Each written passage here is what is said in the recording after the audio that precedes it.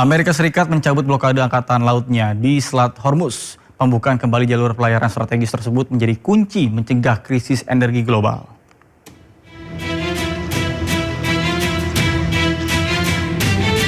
Presiden Amerika Serikat Donald Trump mencabut blokade angkatan laut mereka di Selat Hormuz. Pengiriman minyak melalui Selat Hormuz secara bertahap kembali normal. Trump memperingatkan cadangan minyak dunia berpotensi habis dalam waktu 4 pekan bila Selat Hormuz tetap ditutup. Penutupan Selat Hormuz dapat memicu kekacauan di pasar energi dunia. Menurut Trump, pembukaan kembali jalur pelayaran strategis tersebut menjadi kunci mencegah krisis energi global. Our country's doing so well. Those ships are flowing out of the Hormuz Strait like nobody's ever seen before, actually. There were a lot of them, about 700 of them, and they're pouring out, and the oil is all over the place. You're going to see oil drop so low. I hope the companies are happy about it. But we have a lot of victories. We had a great victory in Venezuela, where we're now doing really well with the government. The big companies are all in there, the oil companies, they're building rigs, and we've paid for that war many, many times over, and we're running it, and again, we have a fantastic relationship with the people of Venezuela. Selat Hormuz merupakan salah satu jalur pelayaran energi terpenting di dunia. Sebelum konflik Amerika Serikat dan Iran pecah, 20% konsumsi minyak global diangkut melalui Selat Hormuz. Penutupan Selat Hormuz selama 3 bulan lebih telah mendorong lonjakan harga minyak dunia yang kemudian berdampak pada kenaikan harga bahan bakar di berbagai negara. Setelah sempat dikabarkan ditunda, kini delegasi Amerika Serikat Steve Witkoff dikabarkan telah berangkat menuju Swiss. Selain Witkoff, utusan Presiden Trump, Jared Kushner juga dikabarkan sudah berada di Swiss, tempat perundingan damai Amerika Serikat dengan Iran.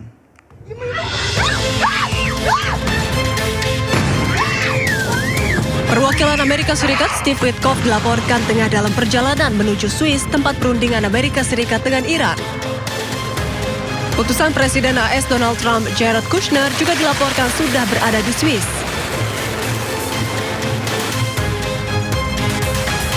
Keberangkatan delegasi Amerika Serikat tersebut usai Israel dan pejuang Hizbullah dikabarkan telah menyetujui gencatan senjata. Sebelumnya, tim negosiasi AS dan Iran menunda bertemu pada Jumat di Swiss untuk penandatanganan MOU atau Nota Kesepahaman Kesepakatan Damai. Penundaan tersebut terjadi lantaran Iran merasa keberatan Israel masih terus menyerang Lebanon.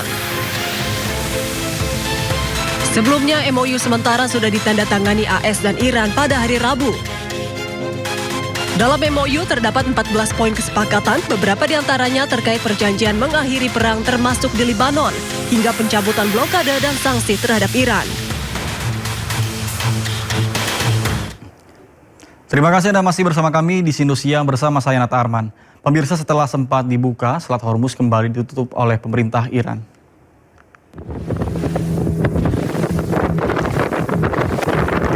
Menurut pemerintah Iran, serangan ilegal penjajah Israel ke Lebanon mencederai kesepakatan damai antara Amerika Serikat dan juga Iran. Selain itu, Iran juga menyebut keberadaan pasukan Amerika Serikat di kawasan tersebut melanggar kesepakatan damai. Penutupan kembali jalur strategis perdagangan minyak dunia ini diumumkan oleh Korps Garda Revolusi Iran atau IRGC. IRGC menyatakan bahwa perjanjian damai termasuk penarikan pasukan teroris Israel dari Lebanon, kemudian pencabutan penuh blokade Angkatan Laut Amerika Serikat, dan penarikan pasukan imperialis dari Teluk Persia.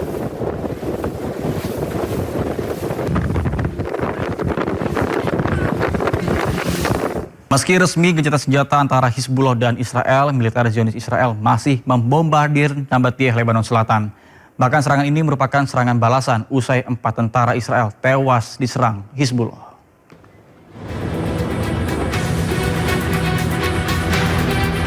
Meski resmi gencatan senjata antara Hizbullah dan Israel, militer Zionis Israel masih bombardir Nabatiyah, Lebanon Selatan. Kepulan asap tebal membumbung tinggi di atas Lebanon Selatan setelah serangan udara Israel yang intensif menghantam beberapa wilayah di distrik Nabatiyah.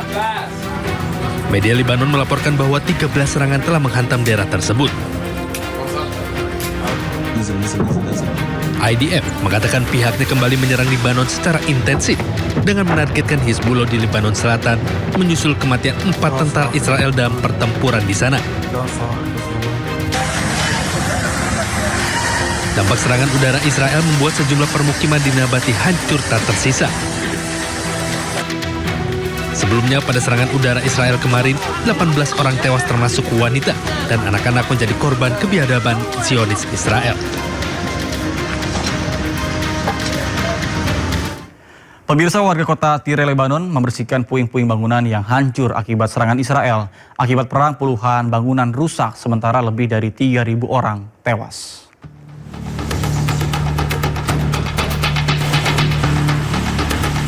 Petugas dan warga membersihkan puing-puing bangunan yang hancur akibat serangan Israel di kota Tyre, Lebanon Selatan. Para pemilik toko juga berupaya memperbaiki tempat usaha mereka yang rusak. Akibat perang, banyak warga menanggung kerugian ekonomi hingga kehilangan orang-orang tersayang.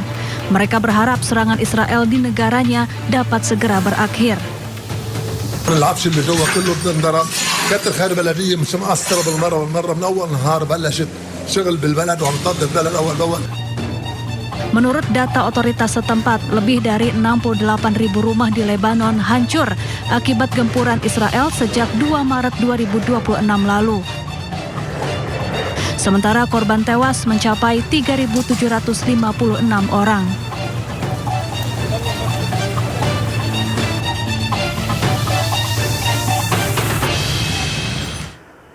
Sebelum kesepakatan damai Hizbullah dan Israel, rudal Hizbullah terus menggempur pasukan Zionis Israel di kota Al-Qantara di Lebanon Selatan. Pejuang Hizbullah meluncurkan 2 rudal khusus untuk menyerang pasukan Zionis Israel di Lebanon Selatan. Rudal-rudal pejuang Hizbullah menargetkan tentara Zionis Israel. Israel pun terus melakukan gempuran terhadap Lebanon hingga menyebabkan 4.000 orang tewas di tengah perjanjian damai Iran dan Amerika Serikat.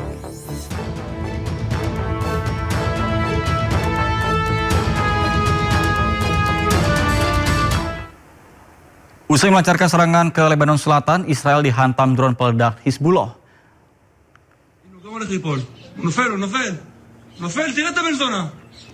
Drone peledak pejuang Hizbullah berhasil menembus langit Israel.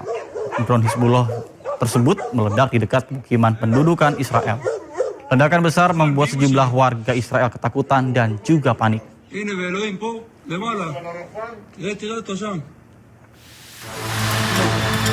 Selain itu, pejuang Hizbullah juga melancarkan serangan drone ke tank Israel di Lebanon Selatan.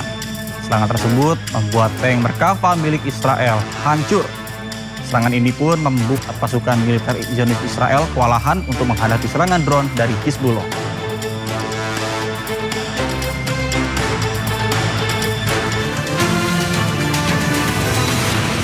Sebelumnya, drone pejuang Hizbullah juga melakukan serangan ke tentara Zionis Israel tanpa henti di Lebanon Selatan. Bahkan serangan drone Hizbullah menargetkan kendaraan rantis militer Zionis Israel. Kendaraan rantis militer Zionis Israel hancur usai diserang drone Hizbullah. Militer Zionis Israel kewalahan untuk menghadapi serangan yang terus dilakukan oleh pejuang Hizbullah.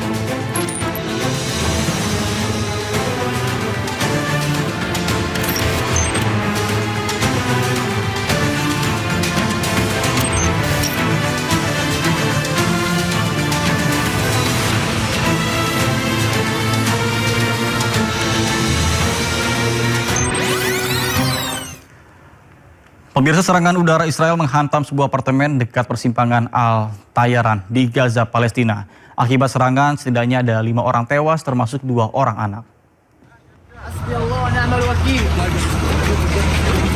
Pasukan militer Israel kembali meluncurkan serangan udara ke kota Gaza, Palestina pada hari Sabtu.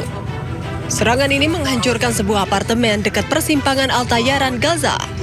Akibatnya 5 warga Palestina tewas. 4 korban berasal dari 1 keluarga termasuk 2 orang anak.